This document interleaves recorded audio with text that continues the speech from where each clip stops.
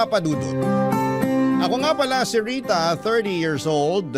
Rita ang pinangalan sa akin ng nanay ko dahil pinaglihiraw niya ako sa Virgin Margarita.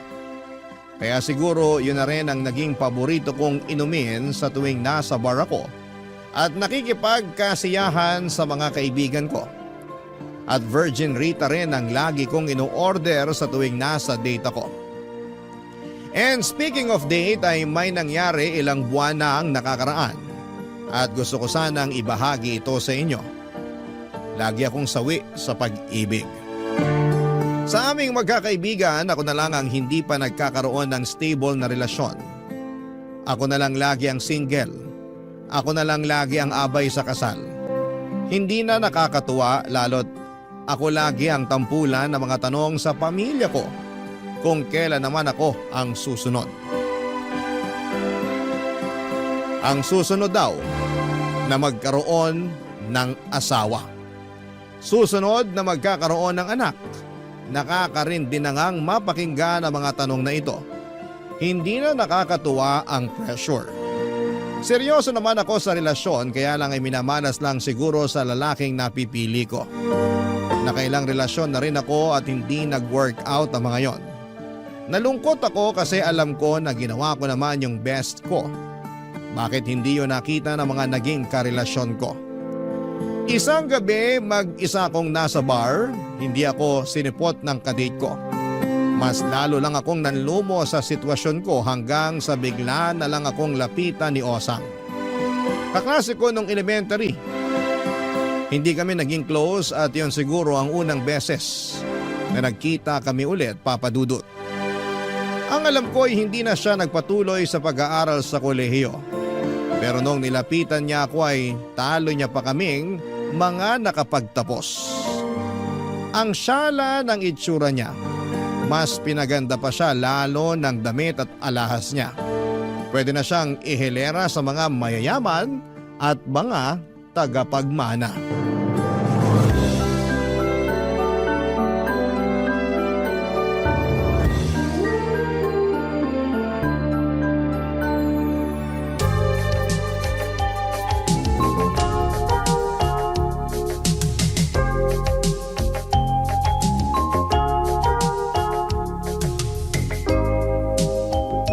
Hindi kita nakilala, Osang. Oh, sobra na ng ginanda ko. Sorry ko, ang hirap humabol Joke. Ay, hindi joke yon. Totoo nga.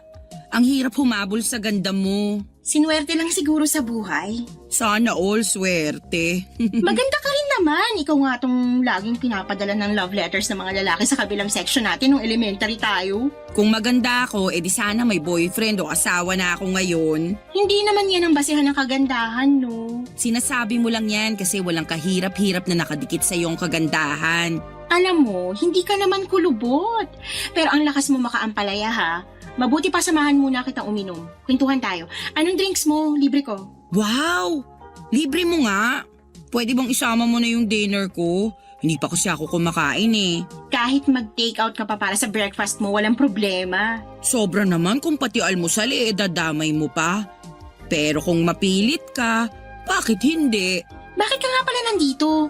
Tsaka bakit mag-isa ka lang? Hindi ako sinipot ng kadate ko. Hindi na rin nagre-reply sa chat ko. Baka na-traffic lang. Na-traffic?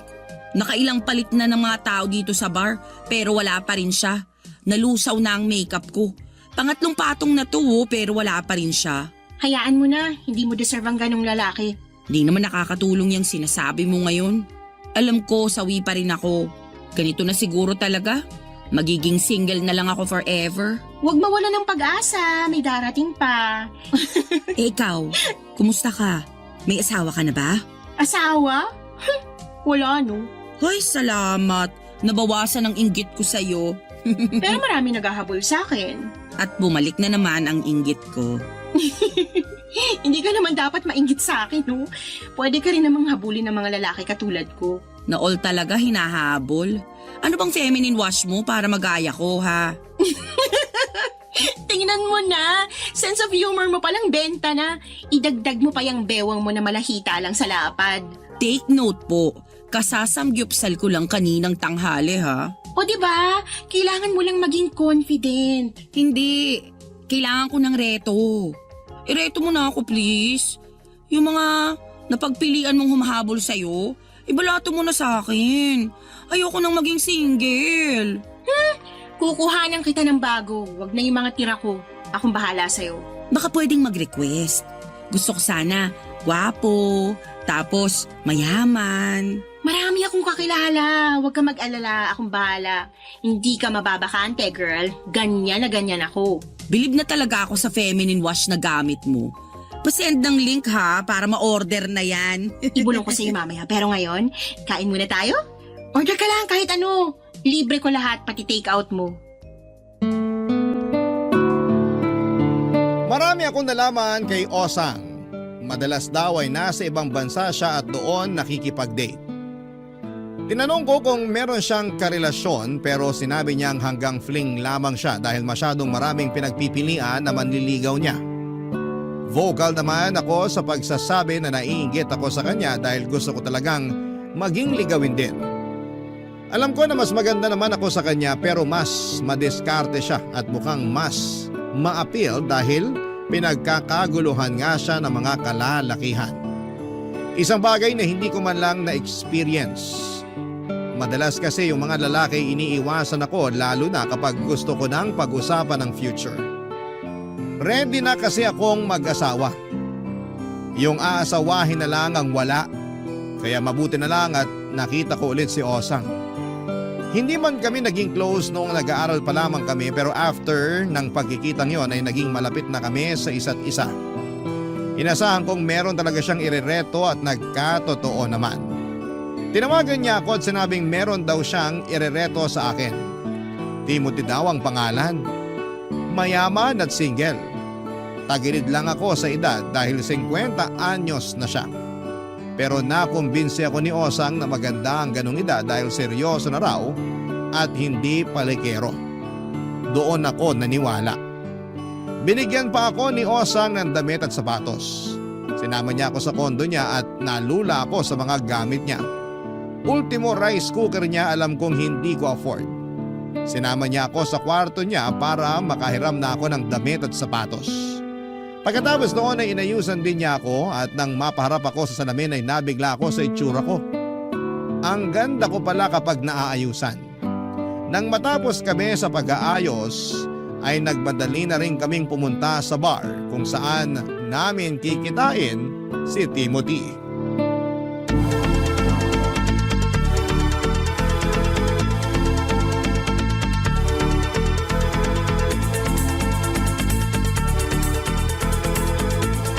Sigurado ka bang magugustuhan ako ni Timothy? Ha? Ngayon ka pa ba magdududa? Panay ang lingon sa'yo ng mga lalaking nadaanan natin papasok dito sa bar. Si Timothy pa kaya? Kinakabahan ako. Paano kung di siya sumipot? Paano hindi sisipot? Nag-message na nga sa akin na nasa parking na raw siya. Umorder na raw tayo. Ay, ayoko nang may alak. Uminom ka, girl! Nakakadagdag ng confidence ang alak. Tsaka, para maging komportable din sa'yo si Timothy. Minsan kasi yung mga lalaki, kapag alam nilang nakainom na yung babae, dun sila gumagaling dumiskarte. Oh, heto na pala si Timothy. Ay, Osang. Hi Timothy, si Rita nga pala. Yung sinasabi ko sa'yo. Totoo nga ang sinabi mo, Osang. Lumalaban ang ganda ni... Lumalaban, nanununtok. Oh, maiwan ko na kayong dalawa dyan kasi may appointment pa ako sa BGC. Pero Huwag Osang, ka nang umangal dyan. Ayoko maging third wheel. Basta, galingan mo lang sa paglalandi para ibahay ka na ni Timothy. Timothy, mauna na ako Ikaw nang bahala sa friend ko. Ingat, Osang. At salamat. 50 years old ka na talaga? Wala na talagang bawas. Tama nga si Osang. Magaling kang magpatawa. 30 lang kasi ako Saka mahilig pa sa sizzling spicy hotdog. Mahilig ka rin ba sa hotdog? Kinakabahan ka, no? Medyo. Ngayon lang kasi ako nagpareto. Nauubusan na kasi ako ng manliligaw Hayaan mo. Buong gabi kitang liligawan. Hindi pa man din nagsisimula ang ligawan, mukhang may panalo na. Huwag ka munang kampante. Baka malay mo. Pag nakalahati na nating tong date pumalya pala ako. Di ka papalya sa akin, basta Basta ano? ililibre mo ko ng sizzling spicy hotdog.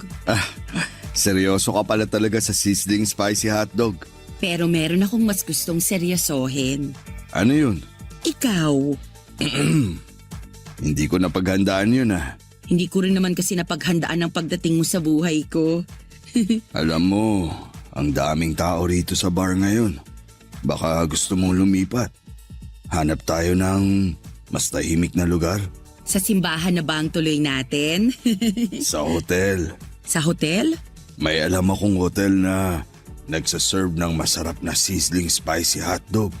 Tara na. Andito na rin naman na tayo sa bar. Meron namang sizzling spicy hotdog dito. Subukan na muna natin dito. Only sizzling spicy hotdog dun sa hotel. Pumayag ka na. Tara. Hindi na ako nakahindi pa kay Timothy lalo na noong tinitigan niya ako. Hindi siya ganoon kagwapo pero dala siguro ng suot niyang polo nagmukha siyang artista para sa akin. Saka ang bango niya. Nalaman ko rin na isa pala siyang dentist at may maliit na negosyo. Di mas lalo tuloy siyang naging gwapo sa paningin ko. Habang nasa loob nga kami ng sasakyan niya, Papadudot ay panay ang hawak niya sa kamay ko. Hinalikan pa niya yon, Papadudot, kaya nga kinilig na rin ako kasi nire-respeto pa rin niya ako. Naipit kami saglit sa traffic at nakapagkwentuhan pa kami. Marami siyang tinanong tungkol sa akin. Yun ang unang beses na may nagkaroon ng interest sa buhay ko. Pagkatapos noon ay nag-imagine ako bigla ng buhay na kasama siya. Sabi ko ay willing na akong i-give up ang karir ko para lang maging housewife niya. Siyempre hindi ko sinabi yon sa kanya. Nang makarating na kami sa hotel ay nag-shower muna siya dahil feeling daw niya kumapit lahat ng usok sa kanya sa bar. Ako naman ay tumawag na sa front desk para umorder ng sizzling spicy hotdog at Virgin Rita. Nang matapos si Timothy, sa paliligo ay sa kanya ako tinabihang umupo sa gilid ng kama. Nahiya ako, Papadudot, dahil bagong ligo siya at medyo umatras pa ako. Ngumiti lang siya at sinabing walang kaso sa kanya kahit na hindi ako maligo. Kinilig ako roon. Pagkatapos ay hinalikan niya ako at ewan ko kung bakit mabilis akong nagpaubaya. Hanggang sa hindi ko na lang namalayan na may nangyari na sa aming dalawa. Buong gabi ay magkayakap kaming dalawa.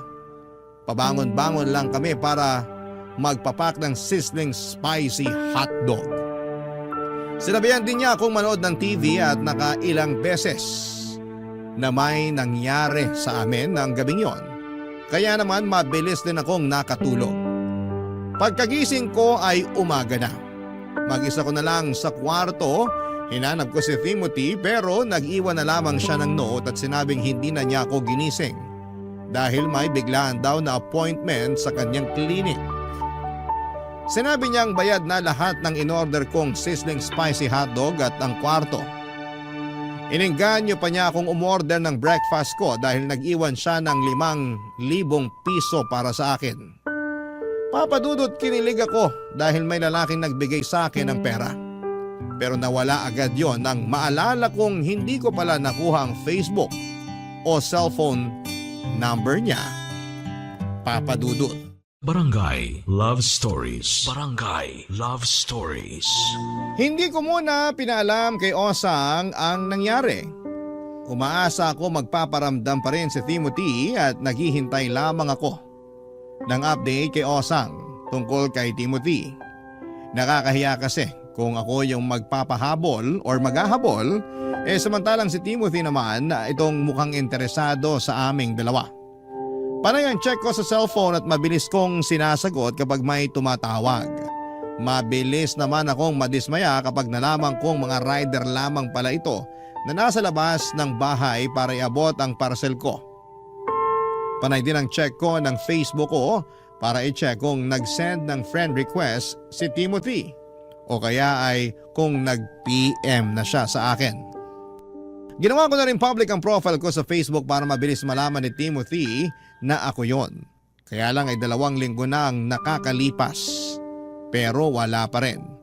Kaya naman ako na lang ang naghanap kay Timothy sa Facebook. Lahat na ata ng may pangalang Timothy ay tsine ko na. Pero wala siya roon. Ang mysterious naman niya. Wala na akong ibang naging choice kundi ang sabihin na ang lahat kay Osang. Total ay siya naman tong nagreto kay Timothy sa akin. Kaya malamang ay meron siyang alam tungkol sa kanya. Nakipagkita muna ako kay Osang sa parehas na bar kung saan niya ipinakilala sa akin si Timothy. Papasimplihin ko lang siya ng tungkol kay Timothy. Gusto ko talagang malaman kung bakit hindi na niya ako kinokontak. Nung una ay nakipag-tsikahan muna ako sa kanya.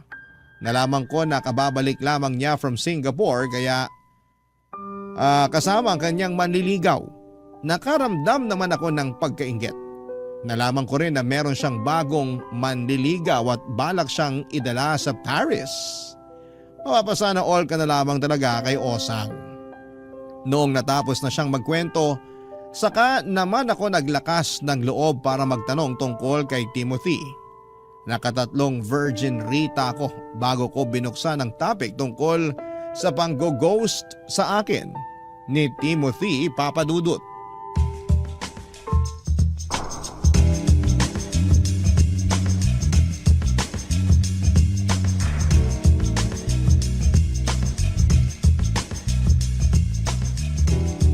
Hayaan mo, kapag natuloy ang pagpunta namin sa Paris ng manliligaw ko, may pasalubong ka sa akin na bag. Yung katulad nung gamit ni Heart Evangelista. Ay, ang saya naman. So, kumusta pala si Timothy? Timothy? Yung nireto mo sa akin nung nakaraan? Ah, si Timothy. Wala akong balita sa kanya eh. Di ba kayo yung magkasama? Bakit sa akin ka nakiki-update? Kasi after naming mag-hotel. Nag-hotel na kayo? Ang bilis din naman pala ng galawan mo. Kung alam ko lang na i-ghost niya ako, sana hindi na ako nagpakaladkad sa kanya sa hotel. Hayaan mo na, mukhang nag-enjoy ka naman eh. Nag-enjoy ka ba? Nag-enjoy kaming dalawa. Hindi niya ako ginudge sa dami ng sizzling spicy hotdog na in-order ko. Tinuloy mo talagang sizzling spicy hotdog? Eh doon lumalakas ang loob ko kapag naaanghangan yung dila ko eh. Parang yun ang alak ko. Anyway, naglambingan kaming dalawa. May nangyari pa sa amin. Tapos nagkadal pa kami habang nanonood ng TV. Nakakakilig naman.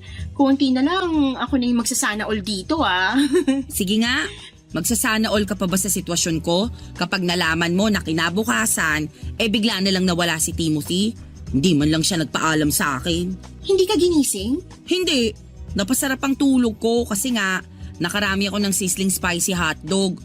Tapos nakarami rin kami sa, alam mo na. Pinagod mo siya, kaya ka siguro ginost. Alam mo may edad na yung tao tapos nakailang rounds pa kayo. Winasak mo sigurong tuhod niya, be. Pero bakit hindi man lang siya nagpaalam na aalis na siya? Tapos hindi ko man lang nakuha yung number at Facebook niya. Wala akong contact sa kanya. Kaya nga inaya kitang lumabas ngayon kasi gusto kong makibalita tungkol sa kanya. Nako, sa akin ka pa umasa hindi ko rin naman ka-close yung si Timothy. Wala naman ako masyadong alam sa kanya. Bakit mo ako nireto sa kanya? Parang pinahamak mo lang ako eh. Kakilala siya ng dating manliligaw ko. Tapos yung dating manliligaw ko na yon, brin ako na sa Facebook. Uripot kasi. Kaya sorry Rita, hindi kita matutulungang hanapin si Timothy. Akala ko naman siya na yung forever ko. Pwede namang mag-try na lang ulit sa iba. Parang ayoko na. Last na si Timothy. Huwag kang sumuko agad. Kung si Timothy nga nabighani mo ng sobra sa ganda mo, paano na lang yung ibang irereto ko sa'yo? Di hamak na maseryoso ang mga yon at may sinabi sa buhay. Gwapo na ba yung irereto mo? Ang importante rito, mukha silang mabait. Ewan ko. Parang di mag-work ang reto sa akin. So, G ka pa sa irereto ko sa'yo? Kukunin ko ng number niya at sisiguraduhin kong mas maayos to kaysa kay Timothy. Hindi na ako i-ghost niyan ha? Hindi na. Ililibre kaya niya ako ng sizzling spicy hotdog. Baka punuin pa niya ng hotdog at sili ang ref mo. Husband material na tong next. Sure ako.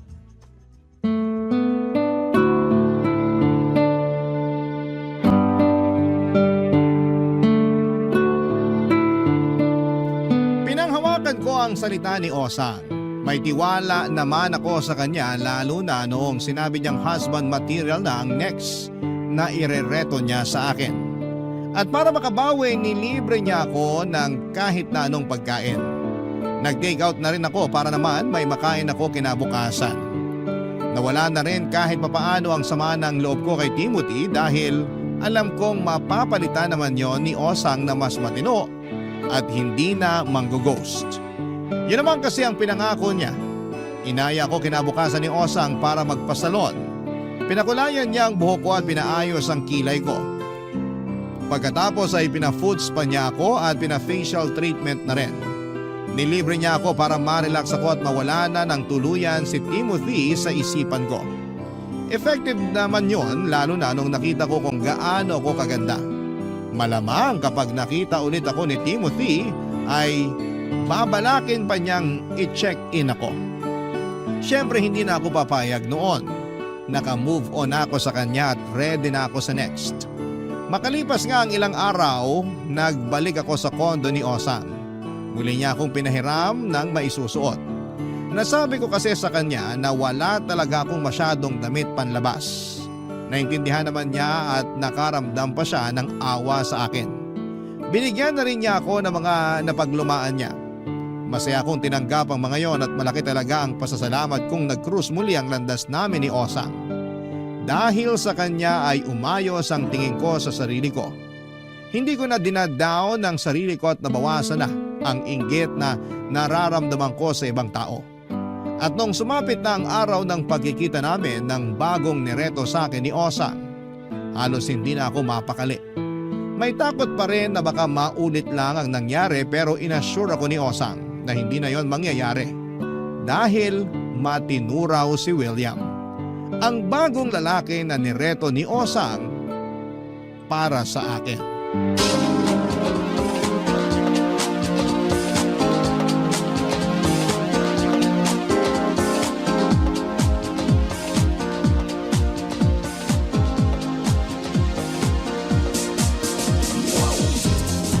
Uy, halata ang kaba sa'yo ah. Relax ka lang kasi. Ang hirap mag-relax, lalo kapag na-trauma ka sa dating kadate mo. Iba na nga to. Move on ka na kay Timothy, okay? Hindi na natin siya pagbubuksan ng pinto kapag pumatok siya. Hindi na talaga. Ang pangit niya ha. Mas may itsura ng konti itong si William. Ay, sa wakas. At mas mayaman din at mas matalino kaysa kay Timothy. Bongga. Kaya lang, Okay, bumalik na naman ang kaba ko. hindi naman to masyadong malaking issue. Kaya lang mas matanda siya kay Timothy eh. Bali, 55 years old na siya. Sige, G lang. Andito na tayo eh. Nakatikim na rin naman ako ng 50 anyos. Ano ba naman yung titikim ulit ng mas matanda ron? Yan ang gusto ko sa'yo eh. Lumalaban. Oh, nandiyan na pala si William. Hello, Osang. Hi, William. Si Rita nga pala. Hi, William. Totoo palang sinabi mo, Osang. Na maganda ako? Sinabi niya ng dating nireto niya sa akin. Pero anong nangyari? Wala namang nagawa ang ganda ko sa pang-ghost niya. Pagpasensyahan mo na tong kaibigan ko, William. Matindi lang ang bubog dun sa nang ghost sa kanya. Pero okay na siya. Ready to mingle na. Di ba, Rita? Normal lang naman siguro ang matroma. Okay lang yan, Rita. Naiintindihan kita. May nang ghost din sa akin dati pero pinatawad ko na lang. Ang ikli ng buhay para magtanim pa ng galit. Tama! Kaya ikaw, Rita, wag mo nang diligan pa ang galit mo, ha? Para hindi na lumago. Maiksi ang buhay. Mas papaiksiin mo pa ang buhay mo kapag sasayangin mo lang tong si William. Sorry, William ha. Hayaan mo, itutubig ko lang to para ma-flush down na tong kabiteran ko. Total, mukhang nagkakamabutihan na kayo.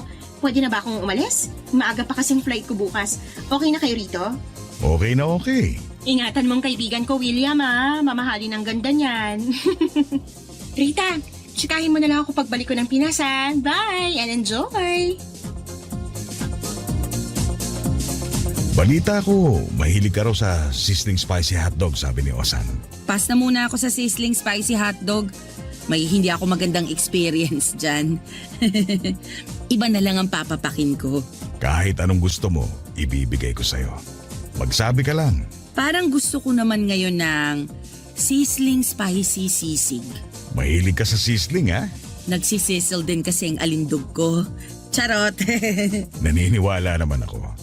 Nasa malayo pa lang ako kanina para ka nang nag-aapoy sa pagiging hot. Kayo talagang mga 50 anyos pataas na mga lalaki. Bihasa na kayo sa pangbobola. Hindi ako nang bobola. Ina-appreciate ko lang ang ganda mo. Masama ba yun?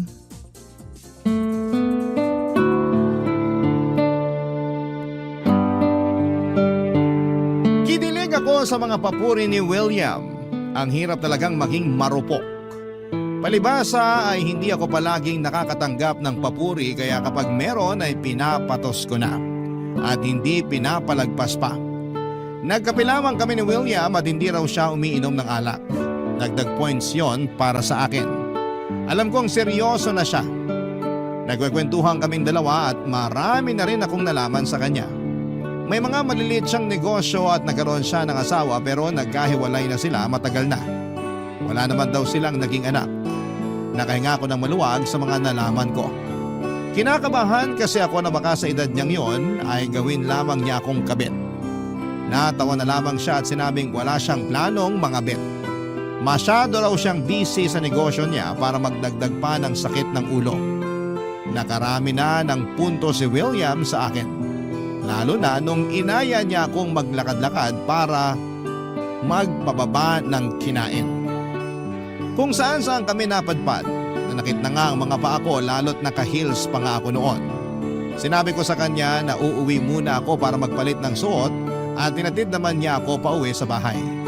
Hinintay niya akong makapagpalit at noong lalabas na kaming muli ay sinabi niya sa akin na gusto raw niya akong makasama ng ilang araw. Masyado daw siyang excited na makilala ako. Kinilig ako roon.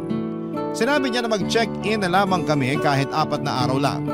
Nagmamadali na ako mag-impake at pagkatapos noon ay nagtungo na kami sa hotel na sinasabi niya. Aaminin kong may nangyari agad sa amin ni William. Sa unang beses na nagsama kami sa kwarto, hindi na rin ako nakapagpigil. Lalo't habang tumatagal ay gumagwapo siya sa paningin ko. Mas nakailang rounds kami ni William, mas marami kesa kay Timothy. Mas malakas pa nga ang tuhod ni William. Agad-agad ay nakalimutan ko papadudot ang pait ng panggughost ni Timothy. Dahil sa tulong na pagmamahal na pinaramdam sa akin ni William papadudot. Barangay Love Stories. Barangay Love Stories. Papadudot ilang gabi na nga kaming magkasama ni William sa hotel. Nag-sick leave ako sa trabaho para lang makasama siya. Mabuti na lang at may kalayuan ang trabaho ko sa hotel kaya hindi ako mahuhuli isa man sa mga katrabaho ko. Saka halos hindi na nga kami lumalabas ng hotel ni William. Mas gusto namin na magkasama lamang kami sa kama habang nanonood. Saka lang kami lumalabas ng kwarto kapag may bibilhin kami sa mga convenience store. Happy na ako noon, kesa naman i-ghost ako papadudot. Maaga nga akong gumigising lagi para masiguradong hindi pa ako gino-ghost ni William. Hindi naman niya ginawa yon. Nakahinga tuloy ako ng maluwag at hindi pala talaga siya katulad ni Timothy. Mabuti na lamang talaga at ang sarap ulit magtiwala. Sa ika-4 at huling araw namin ay in-enjoy na namin ang mga huling oras namin sa hotel. Hinayaan ako ni William na mabusog sa sizzling spicy sisig at virgin Rita. Lahat ng gusto kong pagkain ay in-order ni William. Gusto talaga niya na maging komportable na rin siya sa akin. Yung tipong kahit wala akong ayos, ay panatag akong humaharap sa kanya. Lagi pa rin niyang sinasabi na ang ganda ko. Kaya mas nakakatulong yon para tumaas ang confidence ko. Kaya naman lumakas na rin ang loob ko na tanungin kung ano pa yung mga next na plano namin after noon. Nag-aayos na kami ng mga gamit namin, hinihintay na lang namin ang check-out time namin. Kinuha ko ang pagkakataon na yon para mapalalim pa ang relasyon naming dalawa, papadudot.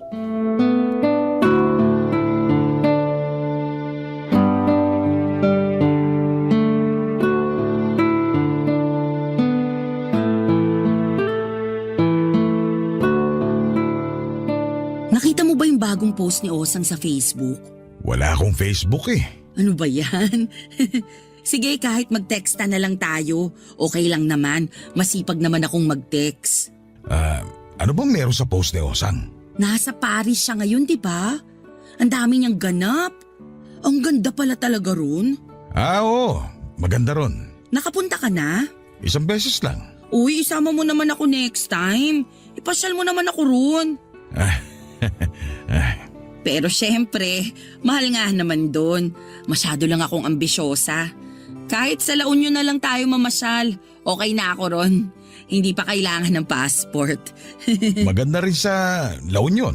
Mag-beach tayo, saka masarap magkape ron, lalo kapag sunset. Ano, G tayo? Nako, hindi kasi ako mahilig sa beach eh. Sa bundok kaya? Gusto mo mag-Baguio? Masarap magyakapan doon kasi malamig. Magkape tayo ron habang nagyayakapan. Umay na ako sa Baguio eh. Lagi kami ron pag may mga seminar. Sama mo naman ako kapag may seminar ka ulit doon, ha? Para ako naman yung maka-experience ng umay sa Baguio. Tapos na ba yung pag-eempake mo? Konti na lang, yung nasa banyo na lang. Kunin mo na para matapos na. Patuyuin ko lang saglit. Panty lang naman yung nilaban ko, saka mahaba pa naman ang oras bagong check-out time natin. Kwentuhan muna tayo. Bala ko sanang umalis before ang checkout natin eh. Sayang naman. Hintayin na lang natin hanggang check-out, ha? Sayang naman kung hindi natin masusulit tong binayad mo rito sa hotel. Umay na rin kasi ako sa hotel. Paano naman ako? Bihira ako makaranas mag-hotel. Pagbigyan mo na ako, please. O sige na nga. Yay! Alam mo, may magandang hotel akong nakita. Shala yun, pero alam kong afford mo. Baka pwedeng next time dun tayo. Send ko sa'yo yung link. Next time? Oo, kapag nagkita ulit tayo. Sige. Tignan natin. O kaya, magstay na lang tayo sa bahay mo. Para mas makilala pa kita. Saka mas tipid, di ba? Tapusin mo na yung ine-empake mo.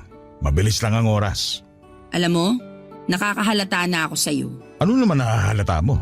Parang wala ka namang ganang magplano ng mga next nating gagawin eh. Para saan pa? Anong para saan pa? Alam mo, tapusin mo na talaga yung pag-eempake mo. Kailangan ko na talagang umalis. Eto ang tip mo. Dinagdagan ko pa ng 1K yan ha. Tip? Para sa 4 na araw natin na magkasama. Bakit mo ko bibigyan ng tip sa date natin? Hindi klaro sa itong setup natin. Anong setup? Kaya naman pala ang lakas ng loob mo magplano na next natin gagawin. Ay, binayaran ko ang manager mo si Osang para mailabas ka ng ilang araw. Hindi ko manager si Osang. Kaibigan ko siya. Sabi mo eh. O ano na? Kukunin mo ba tong tip o hindi?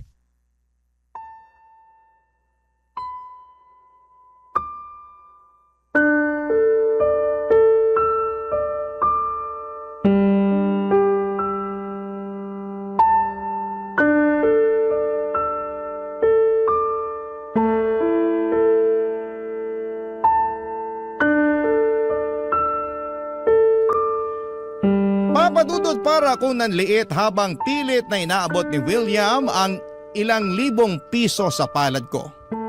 Hindi ko yun tinanggap pero iniwan na lamang niya sa ibabaw ng kama para kunin ko kapag natauhan na raw ako. Pagkatapos noon ay nagmadali na siyang lumabas ng kwarto para umalis na. Naiwan naman ako mag-isa sa hotel tulad ng nangyari sa amin ni Timothy. Doon ko naisip na ganon din kaya ang ginawa ni Timothy. Naging babaeng bayaran ba ako sa kanya nang hindi ko nalalaman. Kaya ba nagmamadali na siyang umalis kinabukasan at hindi na nagpaalam sa akin? Benenta ba talaga ako ni Osang? Naiyak na lamang ako habang pinagmamasdan ng ilang libong pisong nasa ibabaw ng kama. Totoong nakakatuksong kunin yon, Papadudot, para ipangtapal sa dignidad ko. Pero Papadudot, meron akong ibang mas nararamdaman noong araw na yon. Galit. Galit para kay Osang. Binugaw niya ako nang hindi ko nalalaman. Hindi ko sinabi kay Osang ang tungkol sa mga nalaman ko, Papadudot. Hinintay ko muna siyang makabalik ng Pinas bago ko siya kumprontahin.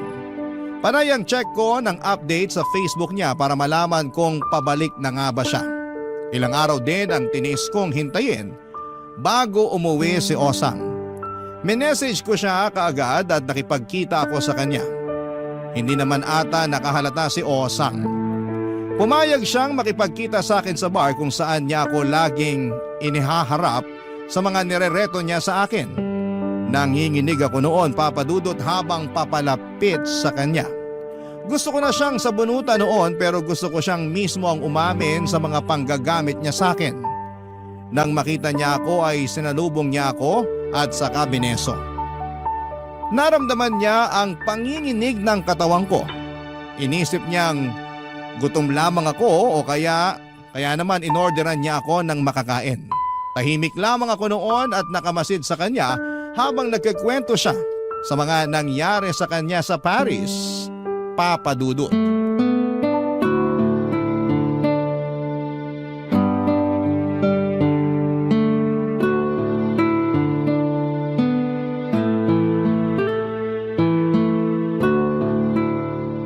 Ay, gusto ko na nga mag-TNT sa Paris. Ang ganda kasi talaga at feeling ko rin papalaga mga outfit ko. Pasensya na pala kung hindi kita nabilan ng baga. Nagmamadali na kasi kaming umuwi nung manliligaw ko. May mga hahabulin pa raw siyang meeting sa work. Sana all may manliligaw. Hindi ba nag-workout yung sa inyo ni William? Hindi eh. Hindi. Sayang. Pero hayaan mo, marami pang isda sa karagatan. Makakabingwit din tayo ng pang sushi mo. Ready ka na ba sa next na irereto ko?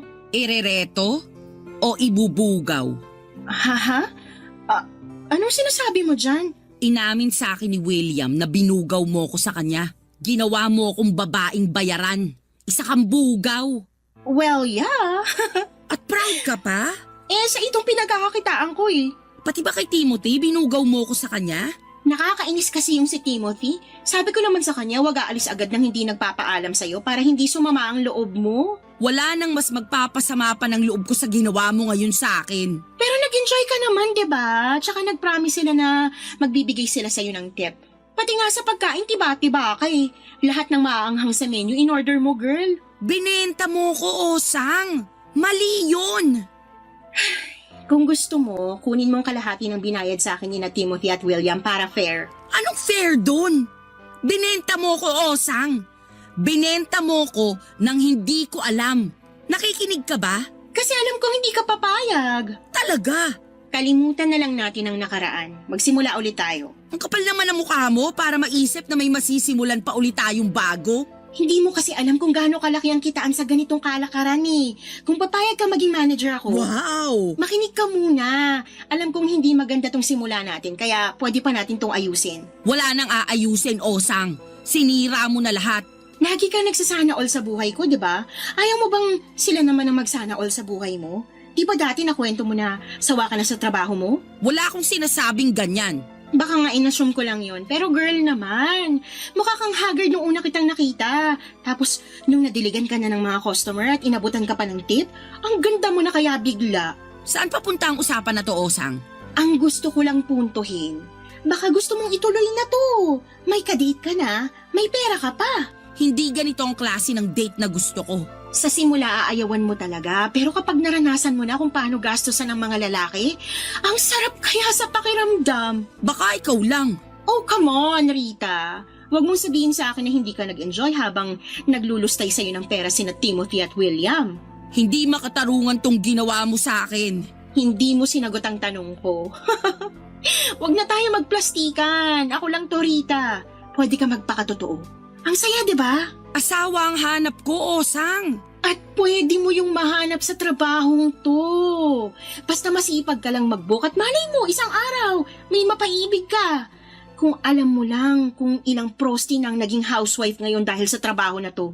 Mayamang housewife, ha? Ikaw din. Pag-isipan mo.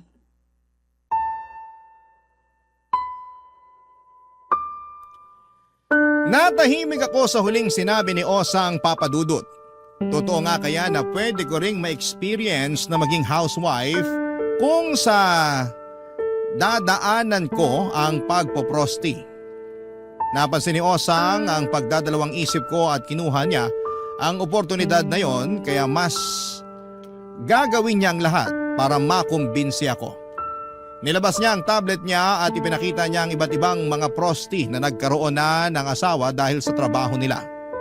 Nagsana all ulit ako. Nainggit akong muli, higit sa pera gusto ko talagang makapag-asawa. Nahirapan akong maghanap ng mapapangasawa nung una pero pwede palang maging posible yon basta tsatsagain ko ang pagpoprosti. Lalo nga't malaki ang bayad dito. Di hamak na mas malaki kesa sa sinasahod ko. Hawak ko pa ang oras ko. Magagamit ko rin ang pera na yon para magpaganda. Mas lalo ako magkakaroon ng chance para makilala ang forever ko. Hindi ako umiimik kay Osang noon. Tinatansya ko pa rin ang magiging desisyon ko. Maya-maya ay dumating ang bagong kadate ni Osang. Sinundo na siya para mag-staycation daw sa Tagaytay. Nagsana all na naman ako. Bago umalis si Osang ay binulungan niya ako at sinabing hihintay niya ang sagot ko dahil meron na raw siyang bagong irereto sa akin at malaki ang bayad. Porsyento na lang daw ang ibibigay ko sa kanya. Doon ako mas lalong naguluhan. Lalo na noong inabutan niya ako ng ilang libong piso at saka nagmamadali na siyang umalis para sa bagong kadate niya.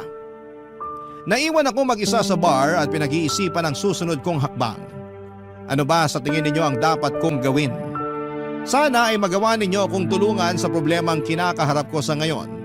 Maraming salamat po sa lahat ng bumubuo ng inyong #1 radio station. Hanggang sa muli, ang inyong kapuso at kabarangay forever, Rita.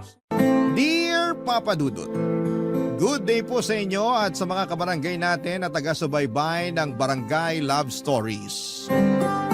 Itago niyo na lamang po ako sa pangalang Gemma, 31 years old, married with 2 kids at taga Manila.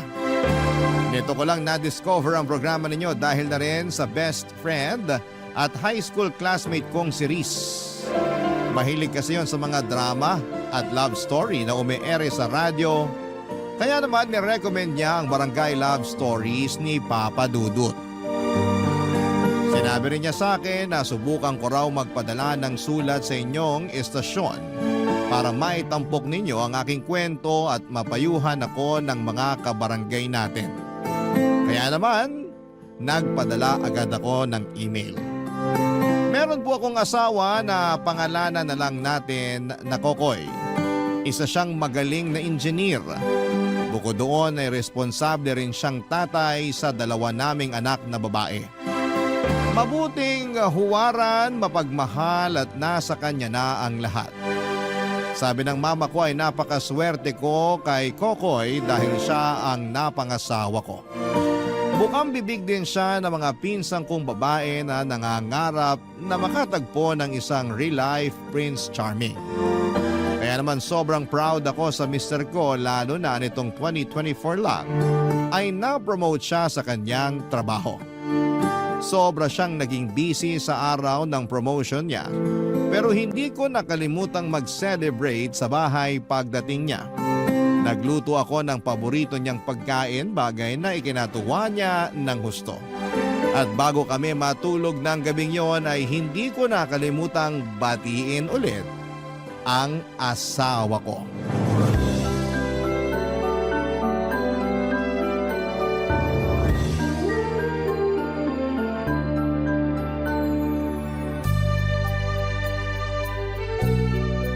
Congratulations, sweetheart! Salamat, sweetheart.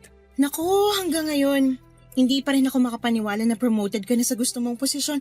Alam ko na matagal mo nang pinangarap na maging head engineer. Oo, ilang taon ko rin pinagtrabaho na mabuti ang pangarap kong yun. Sa wakas, nakita rin ng mga big boss yung sipag at dedikasyon ko. Makikita talaga nila yon dahil bukod sa sipag at dedikasyon mo, nasa puso mo na talaga yung ginagawa mo. Kumbaga, passion mo na yan simulat sa pool. Hindi ko magagawa to kung wala ka sa tabi ko, sweetheart. Ha? Ano namang ginawa ko? Marami. Naging mabuti kang asawa sa akin. Inaalagaan mo ko. Pinagluluto. Inaasikaso.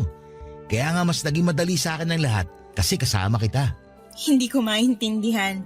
Di ba gawain naman talaga ng mga asawang babae na alagaan, ipagluto, at saka asikasuhin ng mga asawa nilang lalaki? Oo, kaya nga isipin mo. Kung wala ka para magluto ng almusal ko, ano na lang ang kakainin ko sa umaga bago ako pumasok sa trabaho? Kilala mo naman ako. Hindi ako marunong magluto kaya sigurado magkakapilang ako niyan. Pag nangyari yun, wala akong lakas umaga pa lang. Hindi ako gaganaan sa trabaho. Hindi ako magiging competitive. Kaya thank you sa mga masasarap mong luto at pabaon sa aking tangalingan at merienda. Ah, yun pala yun. Welcome, sweetheart. Wala yun. Responsibilidad ko yun sa'yo at sa pamilya natin. Napakaswerte ko sa'yo. Sa totoo lang, kinaiinggitan ako sa opisina namin dahil meron akong asawa na katulad mo. Talaga? Oo, yun bang palagi mo sinisigurado na planchado ang mga damit ko bago ako pumasok?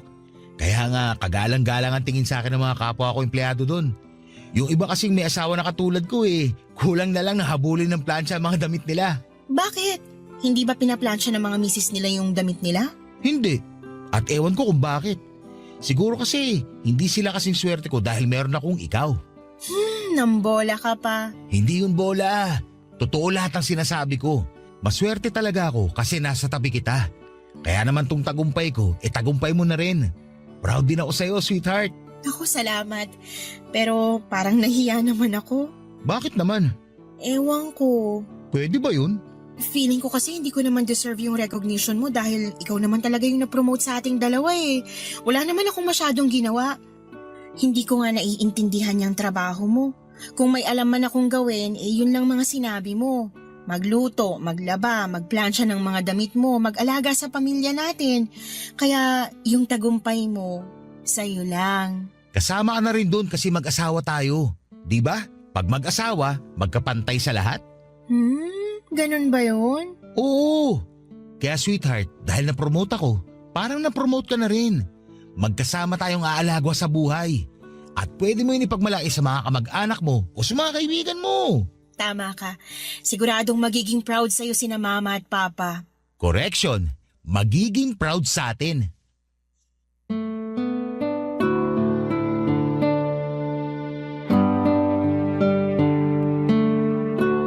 Papadudot college schoolmate kami ni Kokoy sa isang university sa Manila kung saan ay scholar ako. Mahirap lang naman ang pamilya namin pero mataas ang pangarap ko kaya nga nilakasan ko ang aking loob na lumuwas noon mula sa Occidental Mindoro para makapag-aral ng kolehiyo sa Maynila. Sakto na meron kaming kamag-anak dito sa mother side na nagalok sa akin kung gusto ko raw bang mag-aral kapalit ng pagbabantay at pag-aasikaso sa lola namin. Walang pag-aatubiling pumayag ako dahil chance ko na yon upang makaalis sa aming probinsya at magsimula ng bagong buhay sa ibang lugar. Don't get me wrong, mahal ko po ang Mindoro, pero pakiramdam ko nasa Maynila ang buhay ko. Fast forward. Kumuha ako ng kursong culinary arts dahil passion ko talaga ang pagluluto. Nakapagtapos naman ako sa college taong 2014 at nangarap akong magtrabaho sa barko o cruise ship pero habang nag-iipon pa ako ng pang-requirements at tumutulong sa parents ko sa probinsya, nagtrabaho muna ako sa isang restaurant at tumagal ako doon ng 2 taon. Noong 2017 ay nag-cruise ang landas namin ni Kokoy matapos niyang kumain sa restaurant na pinagtatrabahuhan ko. Hindi ko na idedetalye ang mga nangyari pero nauwi na lang ang lahat sa pagkakaibigan at hindi nagtagal ay sa pag-iibigan. Tapos nung sumunod na taon ay nabuntis niya ako sa panganay namin. 3 buwan ang tiyan ko noon nang mamanhikan sila ng mga magulang niya sa pamilya ko.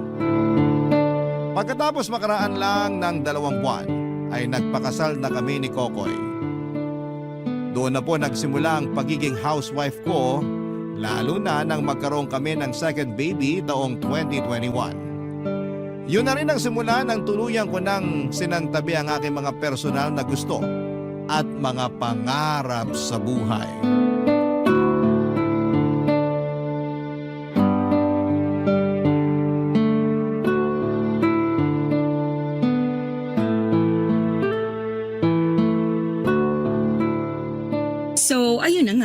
Aliw na aliw ako dun sa anak ko kasi sarap na sarap siya dun sa pancake na luto ko. Eh di ba asawa ko naman talaga yung nagluluto sa amin dahil alam mo na, hindi naman ako gifted sa kusina like you. Kaya nagulat talaga ako sa reaksyon niya at nainganyo na rin akong tikman ng bawal. Masarap nga! Hoy, Gemma, nakikinig ka ba? Ha? Ay, sabi na. Kanina ko pa napapansin na lutang ka ha. Hindi ah. Lutang ka eh. Huwag mo nang i-deny. Kitang-kita ko sa itsura mo. Para kang nakatitig sa kawalan eh. Sige nga, kung hindi ka lutang, ano yung kinukwento ko? Sorry talaga, Riz. Pero hindi ko masyado naintindihan yung kwento mo. Yan na nga bang sinasabi ko eh. Pero bakit ba? May problema ka ba? Ayan. Kanina ka pa buntong hininga ng buntong hininga. Sure ka ba? Ayos ka lang? Ayos lang naman ako pero parang hindi eh. Hindi ka ayos. Sinasabi ko sa yung babae ka. Ano ba kasing problema? Paulit-ulit na lang ako sa tanong ko oh. Sorry na pero wala naman. Wala raw. Sabihin mo, nag-away ba kayo ni Kokoy? Hindi naman. Sa bagay, simula nung kinasal kayo parang never ko pang narinig na nag-away kayo. Wala ka pang nakukwentong ganon. Nag-aaway din naman kami pero hindi ko na pinagsasasabi. Buti ka nga hindi mo pinagsasasabi. Pero yung isa nating kaklase dati, naku, wagas kung maka-announce ng away nila ng kinakasama niya sa Facebook. Kunwari, nag-away sila ngayon. As in galit na galit pa ang mga sinasabi sa post. Tapos kinabukasan, sweet-sweetan na. Kainis lang kasi parang ang plastic. In-unfollow ko nga. Kaya nga kami ni Kokoy ay inaayos na namin na kaming dalawa lang. Hanggat maaari, hindi na namin pinapalaki o pinapalabas yung issue sa pamamahay namin dahil kami yung mag-asawa. Mabuti yan. Tama yan. Pero mabalik nga tayo dun sa problema mo. Kanina pa ako nagtatanong pero hindi mo naman ako sinagot. Sinagot kita, sabi ko wala akong problema. Oo nga, pero hindi ako naniniwala. Lokohin mo na lelang mo pero matagal na tayong mag-BFF. Di mo ako madadala sa ganyan. Kaya sabihin mo na. May bumabagabag lang sa isip ko. Ano yun? Mangako ka muna sa akin na hindi mo ako i-judge. Pangako. So ano nga? Sa totoo lang, matagal ko na itong nararamdaman pero hindi ko lang pinapansin. Teka. Gano'n na yan katagal? Simula nung pinanganak ko yung second baby namin ni Kokoy. Sa 2021, ganun? Oo, pero parang 2020. Basta, nasa ganong year kasi tanda ko lockdown nun. Okay, tapos?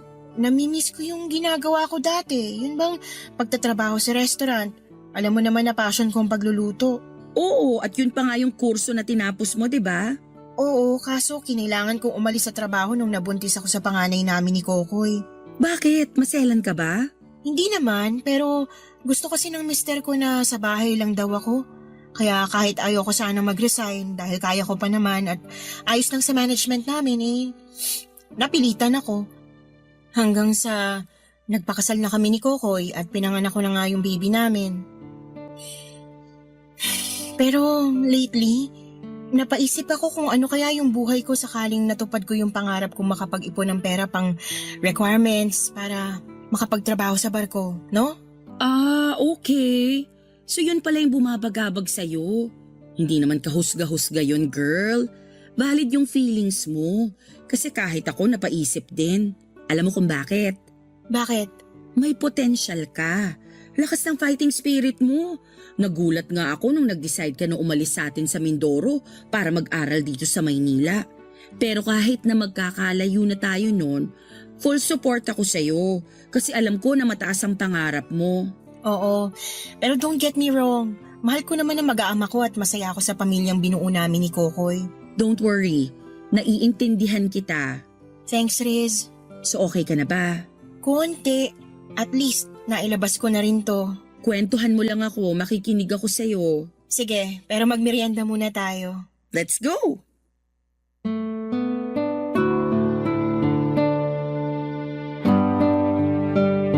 Papadudot, hindi ko makakalimutan ang sinabi ni Kokoy sa akin noon na magkapantay raw ang mag-asawa sa buhay at sa lahat ng opportunity. Pero sabi ng mama ko dapat daw ay magpasako pa ang asawang babae sa kanyang asawang lalaki.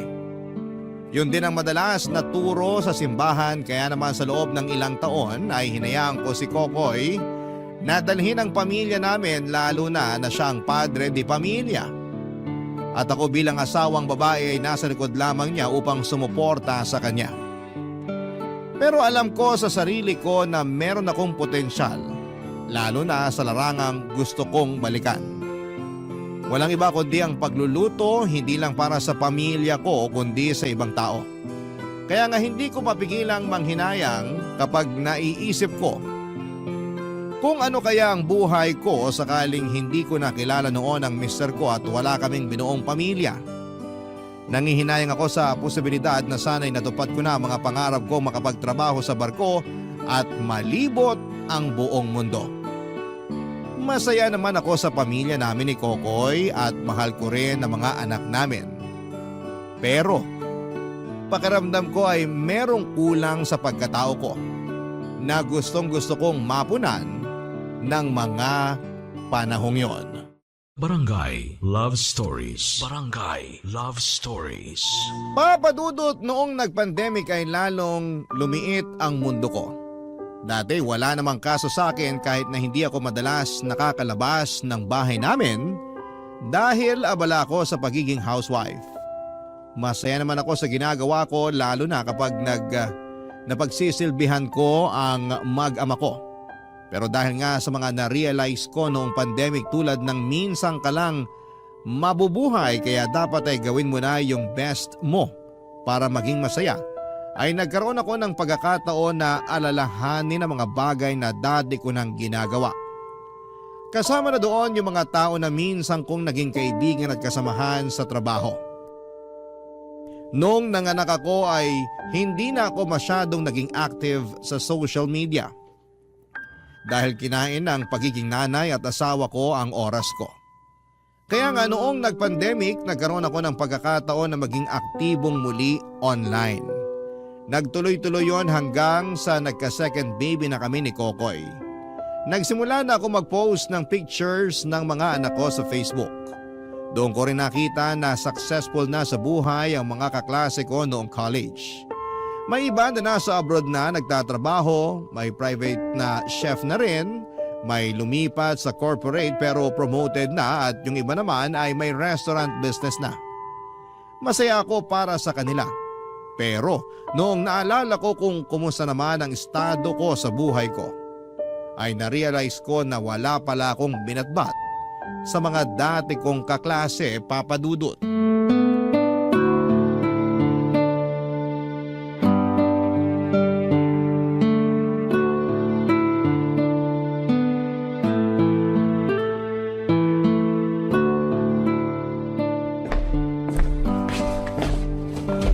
Hi sweetheart, tapos na ako maligo. Mag-half bath ka, di ba? Oo. Pero re-replyan ko muna tong kaibigan ko. Sino kaibigan yan? Si Linda, yung katrabaho ko dati. Natatandaan mo ba? Hindi eh. Pero ano bang pinag-uusapan nyo? Nangumusta lang siya tapos in-invite niya ako lumabas para samahan siya sa Food Expo sa Pasay. Kailan daw? Sa susunod pa naman na linggo. Sino magbabantay sa mga anak natin pag sumama ka? Ha? Kita mo na? Walang maiiwan sa mga bata. Kaya kung ako sa'yo, ngayon pa lang tanggihan mo na yung pagyayayaan nila. Meron namang weekend. Doon na lang kami pupunta para... Para ako magbantay sa mga anak natin, ganon. Kukoy naman, isang araw lang eh. Tsaka first time ko lang na makaka-attend sa ganong event. Alam mo namang matagal ko nang gusto makapunta doon. Oo nga, pero baka nakakalimutan mo hindi ka na dalaga. Hindi naman pang dalaga lang yung event na yun ah. Hindi ko naman sinasabi na pang dalaga lang yun. Pero sinabi mo na hindi na ako dalaga. Sa lagay porke may mga anak na tayo, bawal na ako lumabas? Ay, hindi naman sa ganon, sweetheart. Hindi raw sa ganun, pero yung tono mo ganun ang sinasabi. Ayaw mo kong payagan na sumama sa kaibigan ko kasi walang maiiwan sa mga anak natin. Nandiyan ka naman. Wala ka namang pasok tuwing Sabado at Linggo. Oo nga, pero gusto ko magpahinga sa mga araw na yun. Alam mo namang nakakapagod ang trabaho ko, hindi ba? Pero nakakapagod din naman yung trabaho ko rito sa bahay ah. Anong trabaho yung pinagsasabi mo? Ano pa nga ba? E di mag-alaga sa mga anak natin, maglinis ng bahay, magluto ng makakain natin. Buti ka pa nga may 2 araw ka na day off, ako, wala. Kung napapagod ka, bakit gusto mo pa lumabas kasama yung mga kaibigan mo? Di ba mas nakakapagod yun? Hindi mo talaga ako naiintindihan eh. Hindi talaga kita maintindihan kasi ang labo mo kausap. Hindi ako malabo kausap. Ikaw ang mahirap umintindi. Palibasa, pagod mo lang yung mahalaga. Paano naman yung sakin? Nandito ka lang naman sa bahay. Nagpapakananay sa mga anak natin at nagpapakasawa sa akin. Kung napapagod ka, di magpahinga ka at huwag kang lumabas-labas kasama yung mga kaibigan mo. Saka, ano pa mapapala mo dyan sa food expo na yan? Baka mapagastos ka lang dyan.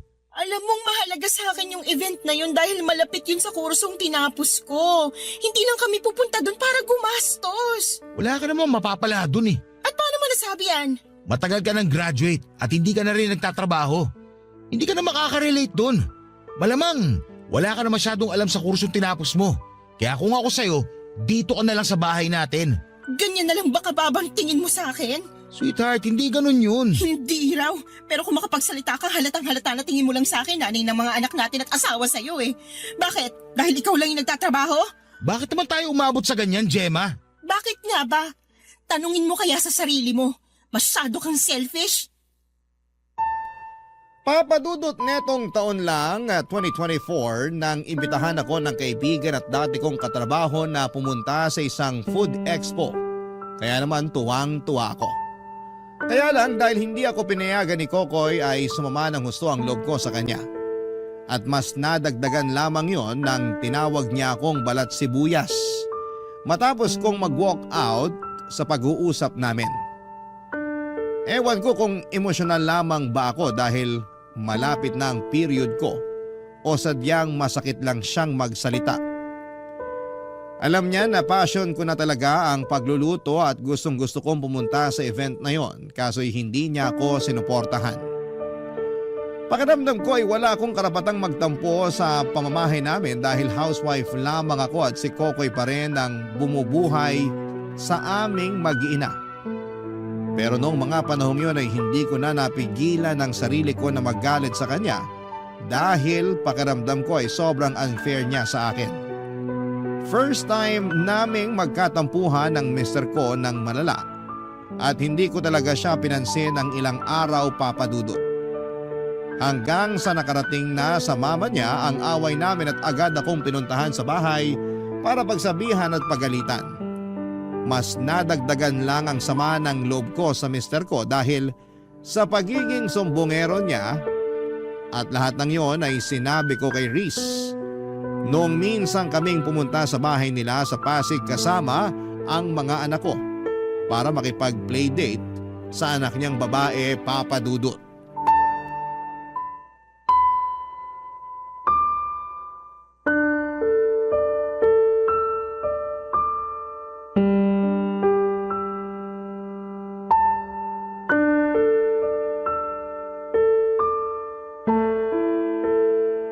Ano ka mo? Nagsumbong siya sa mama niya? Oo. Tapos nung sumunod na araw, pinuntahan ako ng mama niya sa bahay para pagalitan at pagsabihan. Abay kung hindi ba naman talaga tinamaan ng lintik? Anong sabi ng biyanan mo? Marami. Yung iba masasakit. Ano nga? Para madagdagan yung gigil ko, dali. Sinabi niya na dapat pamilya ko raw lagi kong uunahin imbis na kung ano-anong gusto kong gawin. Akala mo naman talaga pinababayaan kong pamilya namin ni Kokoy. Noon nga lang ako nagsabi sa kanya na gusto kong pumunta sa event na yon. Hindi na nga siya pumayag, nagsumbong pa siya sa mama niya. Nagulat nga ako nung nagsumbong siya kasi sabi mo inaayos nyo na yung issue nyo nang kayo lang dalawa. Kumbaga, hindi nyo na pinapaabot sa ibang tao, lalo na sa biyenan mo. Kaya nga sobrang disappointed ako sa asawa ko. Sinabi mo ba sa kanya yung ginawa ng mama niya?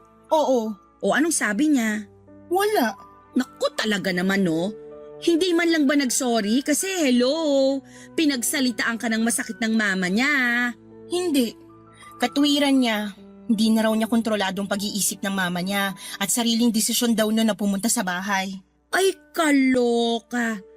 Hindi ako naniniwala sa katwiran niya ha.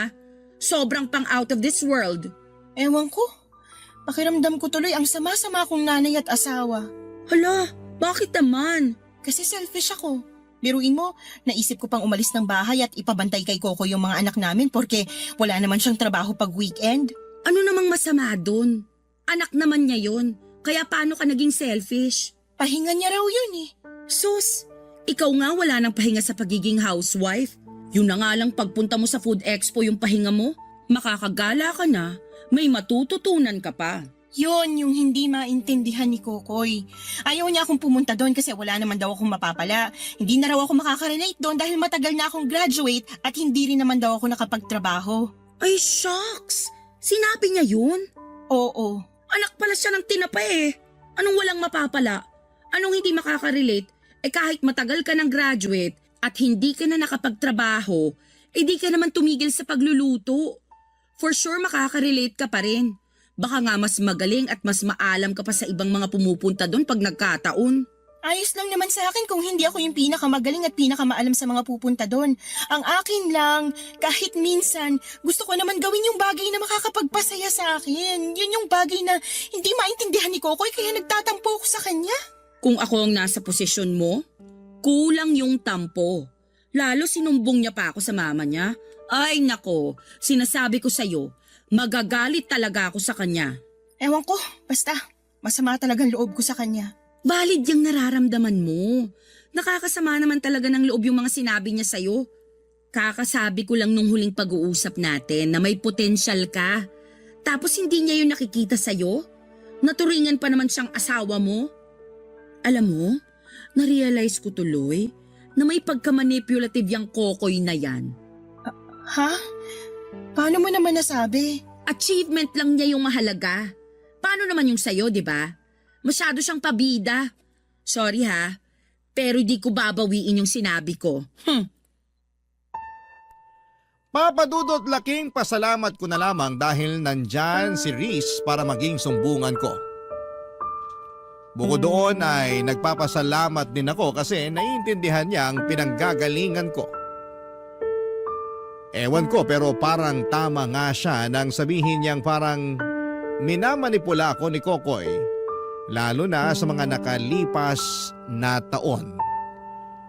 Yun bang gusto niya na siya lamang ang successful sa aming dalawa at dapat ay makontento na lamang ako sa pagiging asawa niya at nanay ng mga anak namin.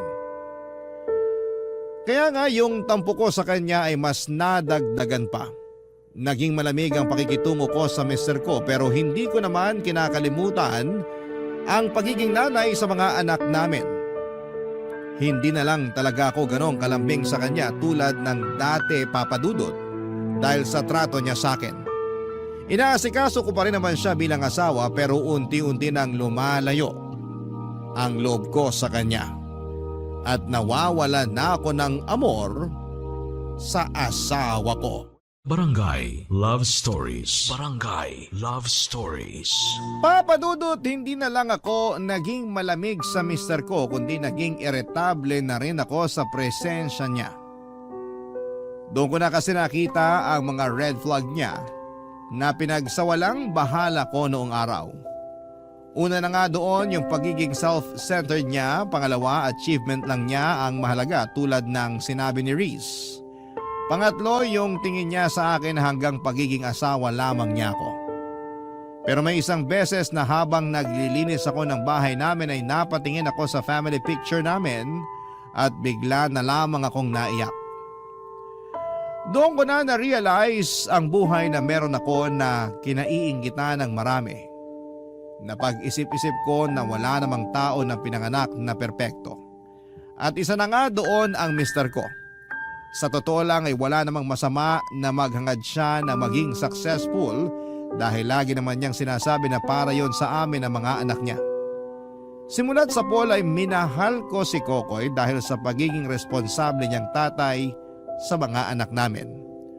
Bukod doon ay hindi niya ako binubugbog kaya alam ko na maswerte ako na siya ang napangasawa ko.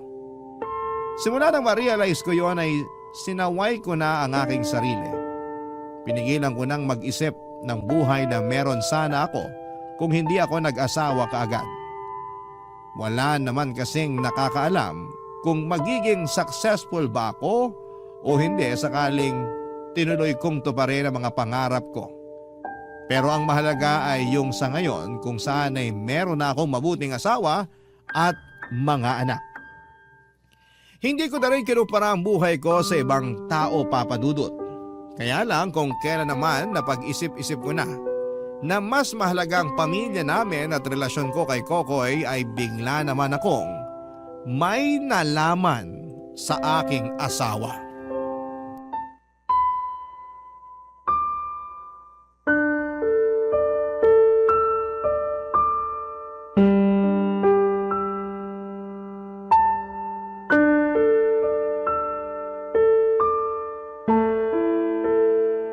Sweetheart naman, bakit ka ba uminom? Nagkasiyahan lang kami ng mga kaopisina ko. Huwag ka nang magalit.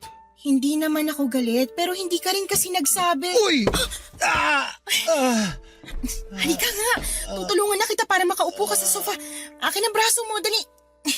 Ipatong mo sa balikat ko, aalalayan kita.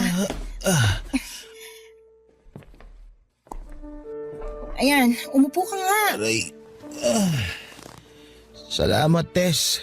The best ka talaga. Sinong Tess? Ha? Sabi mo salamat, Tess. The best ka talaga. Sino si Tess? Sweetheart, ano kasi? Anong ko sagutin mo? Sino si Tess? Katrabaho ko. Boss ko. Boss mo, pero Tess lang ang tawag mo? At ano nga yun? The best? Saan siya the best? Pwede ba? Uminahon ka nga muna. Paano ko ihinahon kung yung asawa ko may binanggit na pangalan ng ibang babae? Masama ba na magbanggit ako ng ibang pangalan ng babae? Hindi ko sinabing masama, kaya wag mo akong pilosopuhin. Tsaka sigurado ka ba talaga na boss mo lang yung Tess na yan? Oo, sigurado ako. Pwede ba? Wag mo na akong gawing tanga. Aminin mo na, may relasyon kayo ng Tess na yan, ano? Wala. Hindi ako naniniwala sa'yo. I'm sorry, sweetheart. Wag mo akong tawagin ganyan. Galit ako sa'yo, Kokoy. Hayaan mo muna kasi ako magpaliwanag. Kaya nga magpaliwanag ka na. Kanina pa kita tinatanong pero ang tipid ng mga sagot mo. Oh, ngayon, ipaliwanag mo sa akin ang lahat para maliwanagan ako. Sige, pero pangako mo muna maikinig ka sa akin. Depende sa sasabihin mo kaya simulan mo na bago pa maubos ang pasensya ko. Boss ko si Tess. At aaminin ko, nakalandian ko siya. Napakahayop nyo! Pero ginawa ko lang naman yun para ilakad niya yung promotion ko sa mga big boss. Ginamit ko lang siya para matupad yung matagal ko ng pangarap. Ano ka mo? Kung iniisip mo na may nangyari sa amin, pues, nagkakamali ka. Hindi ko siya ginalaw. Kasi alam ko na may asawa na akong tao. At ikaw yun, Gemma. Bakit mo ko sinampal? Kasi napakawalang yan yung dalawa. Sa palagay mo naniniwala ako sa'yo na hindi mo siya ginalaw? Imposible yun, lalo na may pabor kang hiningi sa kanya. At ang kapal na mukha mong gumamit ng ibang tao para ma-promote. Oo, akala ko pa naman dahil yun sa sipag at dedikasyon mo, yun pala, sumipsip ka't sa boss mo pa. Sobra ka naman magsalita. Para rin naman sa inyo yun ng mga anak natin yung ginawa ko. Saka, deserve ko naman yung promotion na yun. Lalo na matagal na ako sa kumpanya. Nakakainip na maghintay na mapansin ng mga big boss. Kaya gumawa na ako ng paraan nung nakakita ako ng oportunidad. Napakabaluktot ng katwiran mo. Nasasabi mo lang yan dahil wala kang alam sa ginagawa ko. Bakit? Dahil housewife lang ako? Na ang alam ko lang ay magluto, mamalansya, maghugas ng pinggan at maglaban ng damit natin? Oo! Totoo naman, di ba? Akala ko ba sinabi mo lang na magkapantay lang ang mag-asawa? Oh, bakit ganyan lang tingin mo sa akin ngayon? Kahit na ganito lang ako, hindi ako katulad mo na taksil at manggagamit. Kapal na mukha mong ipamukha sa akin na hamak na housewife lang ako dahil ikaw yung nagtatrabaho para sa pamilya natin? Oh, sino sa atin ngayon yung totoong hamak at mababa? Di ba ikaw?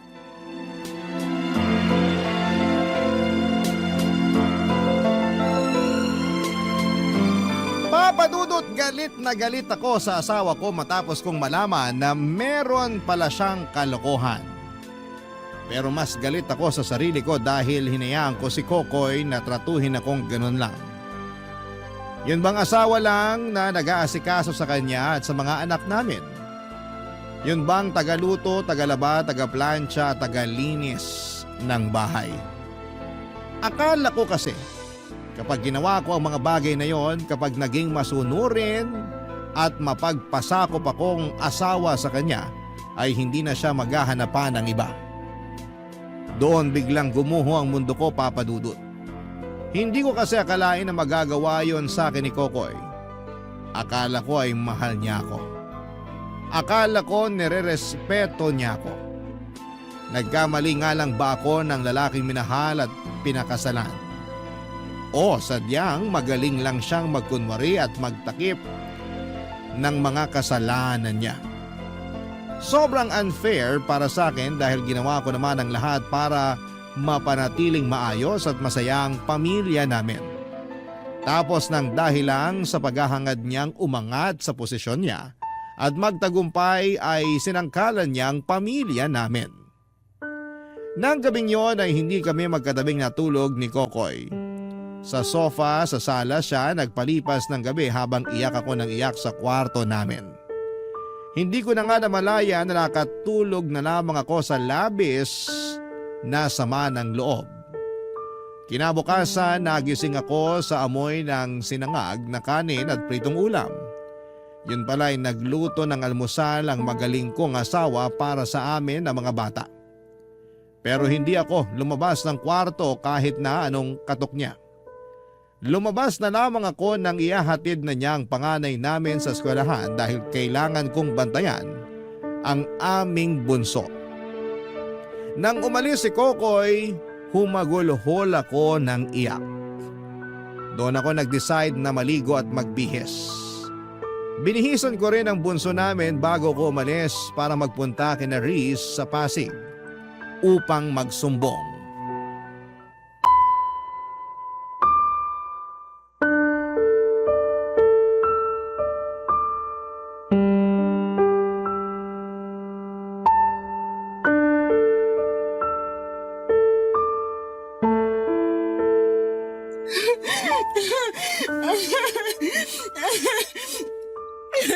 Riz, ang sakit-sakit, sobra. Parang inahampas ng paulit-ulit at pinimila sa maraming piraso yung puso ko dahil sa ginawa ng asawa ko. Sige, iiyak mo lang. Para kahit paano malabas mo yung nararamdaman mo. Ano bang kasalanan ko, ha? Sabihin mo nga, saan ba ako nagkamali? Bakit kailangan niya akong ganituhin? Para sa akin, wala ka namang kasalanan. Siraulo lang talaga yung asawa mo dahil nagawa niya sa'yo yung bagay na yun. Ewan ko. Hindi ko na alam kung anong gagawin ko. Nalilito ako. Naguguluhan. Pero isa lang yung sigurado. Galit na galit ako sa kanya. Kung ako ang ginanyan ng asawa ko, magagalit din ako. Baka nga isumpa ko pa siya at ipakulam. Kaya subukan lang talaga ng mister ko na magloko. Mata lang niya ang walang latay. Hindi ko lang talaga maintindihan kung saan ako nagkulang eh. Tingin ko naman ginawa kong lahat para sa kanya at sa pamilya namin. Nagsakripisyo ako. Sinunod ko mga gusto niyang gawin ko. Kinalimutan ko yung pangarap ko para masuportahan siya, para maalalayan siya na matupad yung mga pangarap niya. At kahit na wala siyang kabilib-bilib sa akin, kahit na wala siyang pakialam sa sarili kong pangarap, pinaliwala ko yun dahil iniisip ko na mas mahalaga yung relasyon at pamilya namin. Tapos malalaman ko na nagawa niya pa rin ako lukuhin. Akala ko sapat na ako. Akala ko kontento na siya sa akin pero hindi pa rin pala. Masyadong mataas ang ambisyon ng asawa mo. Mapaghangad siya. At nagawa na nga niyang kumapit sa patalim. Matupad lang yung gusto niya. Hindi ko na alam kung mapapatawad ko pa siya, Riz. Hindi mo siya kailangan patawarin. Pag ginawa mo yun, parang pinalagpas mo na rin ang pagkakasala niya sa'yo at sa kasal niyo. Walang kapatawaran yun. Pero paano na lang yung pamilya namin? Paano yung mga anak ko? Sige nga. Maliit pa sila para mawalan ng ama. Yun nga eh. Pero hindi mo naman deserve na tratuhin ng ganyan ni Kokoy. Hindi na yata asawang trato niya sa'yo eh, kasambahay na. Yan nga yung masakit eh. Pasabi-sabi pa siya na magkapantay lang daw kami kasi mag-asawa kami. Pero yun pala, pag di niya ako kasama parang wala lang ako sa buhay niya. Ako naman si Tanga. Tanga. Paniwalang-paniwala sa mga pinagsasasabit pinapakita niya. Magaling magsalita si Kokoy. Kahit siguro ako mapapaniwala niya kung ako ikaw. Nalulungkot lang ako kasi nauwi sa ganito yung pamilya namin. Parang anytime pwede kaming masira tapos malamang ako ang lalabas na masama't sisisihin. Ha? Bakit naman? Siyempre, hindi ako nag-adjust sa asawa ko. Paano ka mag-a-adjust sa kasalanan niya? Sige nga. Ewan ko. Pero nakikita ko na ako yung sisisihin ng pamilya niya. Lalo na ng mga magulang niya pag nasirang pamilya namin. Naalala mo nung pinagalitan ako ng mama niya dahil lang gusto kong pumunta sa Food Expo? Oo, at hanggang ngayon nagpipigil pa rin ako. Sinabi sa akin ng mama niya na dapat matuto ako magpa-under sa asawa ko, lalo na si Kokoy ang bumubuhay sa amin. At sa aming dalawa, si Kokoy daw yung mas mataas. Ako naman daw ay matutong magpakumbaba dahil asawa lang ako. Huwag daw akong gumawa ng bagay na ikasisira ni Kokoy o ng pamilya namin. Eh wala kang ang ginawa. Si Coco yung may ginawa. Duda ako nakakampihan nila ako. Baka nga sisihin pa nila ako at sabihin kaya nagawa yun ni Kokoy dahil nagkulang ako bilang asawa niya na napabayaan ko siya. O ba pare-pareho nga silang baluktot ang utak? Kaya nga hindi ko alam kung anong gagawin ko. Naguguluhan ako. Kung aalis ako sa amin, hindi ko alam kung saan ako pupunta. Ayoko namang umuwi sa Mindoro at makisiksik pa kina mama at papa. Gusto ko na lang talaga mamatay para matapos ng lahat ng sakit na nararamdaman ko.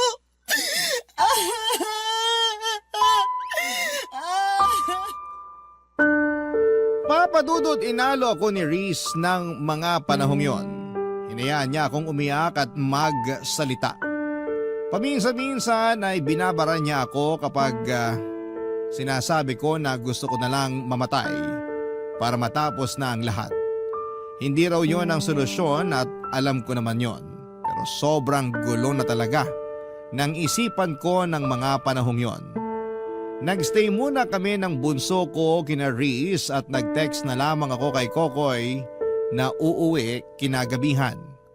Pagdating namin sa bahay ay hindi ko pa rin kinubo ang mister ko kahit na nagsorry na siya at pinabulaan ng may relasyon sila ng boss niya.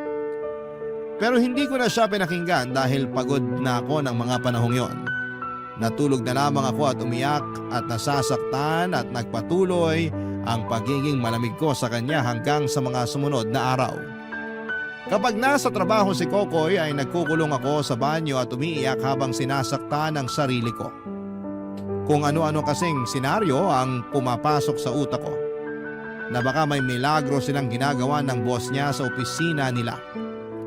Diring-diri rin ako sa sarili ko dahil pumayag akong magpagalaw sa kanya. Ilang araw bago ko nalaman na may kinakalantari siyang iba. Hindi ko na po alam ang gagawin at kinakaya ko na lang talaga. At hanggang sa mga puntong ito, Papa Dudut, ay ginagawa ko pa rin ang lahat para magmukhang ayos lang talaga ang pamilya namin. Hanggang dito na lamang po ang sulat ko, Papa Dudut. At maraming salamat sakaling mapili po ninyong i-ere ang sulat ko at sana'y mapayuhan ako ng mga kabarangay natin tungkol sa maaari kong gawin.